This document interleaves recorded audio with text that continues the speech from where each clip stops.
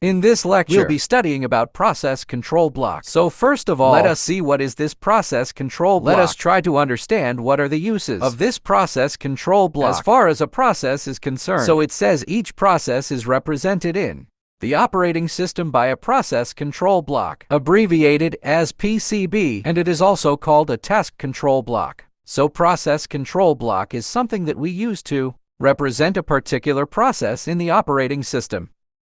So let us take an example diagram to see how the process control block looks like. And let us see what are the things we have in the process control block which helps us to represent that process in the operating system. So this diagram given here is the example of a process control block. So we have things like process state, process number, process counter registers, memory limits, list of open files, and so on. So this is just an example diagram showing a process control block. What are the things present in the process control block? So now let us see one by one what are the things we actually have in a process control block. And let us see what does those things represent or tell about the process in an operating system.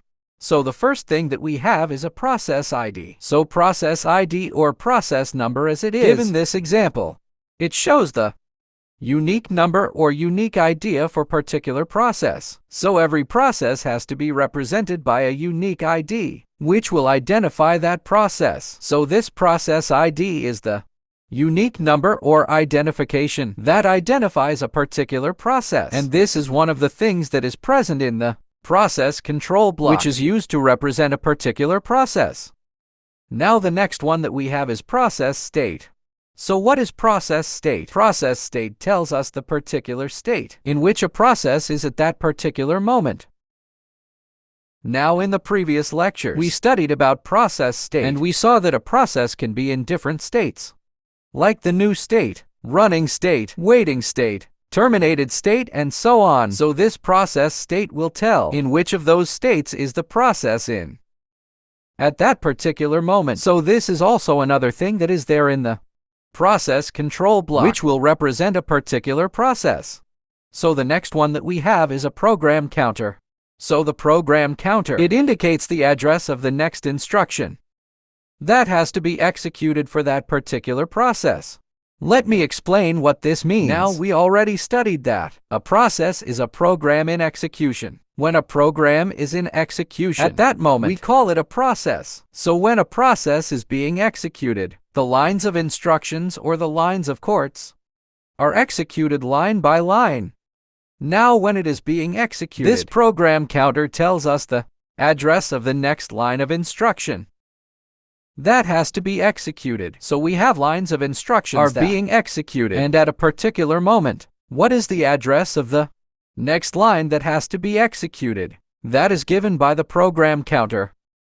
So the program counter indicates the address of the next line of instruction that has to be executed for a particular process. Alright, so the next one that we have is CPU registers. So CPU registers, it tells us the registers that are being used by a particular process. So there are different kind of registers, like the index registers, stack pointers, general purpose registers, and so on. So this CPU registers will tell us the particular registers that are being used by a particular process. So this is also another thing that we have in process control block. So the next one that we have is CPU scheduling information. So the CPU scheduling information has the priority of the processes. It has the pointer to the scheduling queue, and also other scheduling parameter. Now scheduling is a very important as far as operating system is concerned, and it'll be a whole topic regarding it, which we will be discussing later.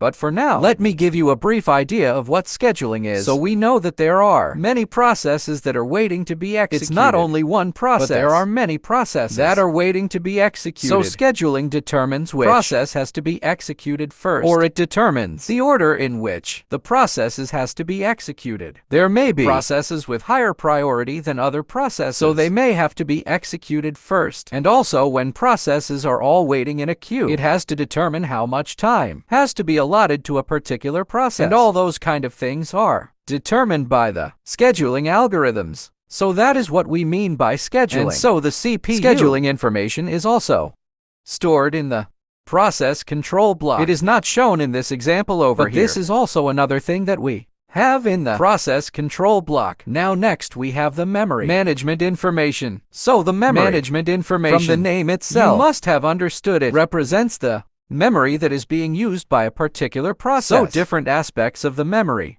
all those information regarding that will be stored in the memory management information, and that is another thing that is stored in the process control block. Now next we have accounting information. So this is also not shown in this example, but we have the accounting information. So accounting information keeps an account of certain things, like the resources that are being used by the particular process. So there are different resources used by the process, like it can be CPU, it can be time, it can be memory, and so on. So accounting information keeps an account of all those resources are being used by a particular process for its execution. So this is also another thing that is there in process control block, and it is used to represent the process. And lastly, we have the input-output status information. So input-output station information represents the input-output devices that are being assigned to a particular process. So a process, during its execution, may need to use some of the input devices. So which are the input-output devices assigned to a particular process? That information is stored in the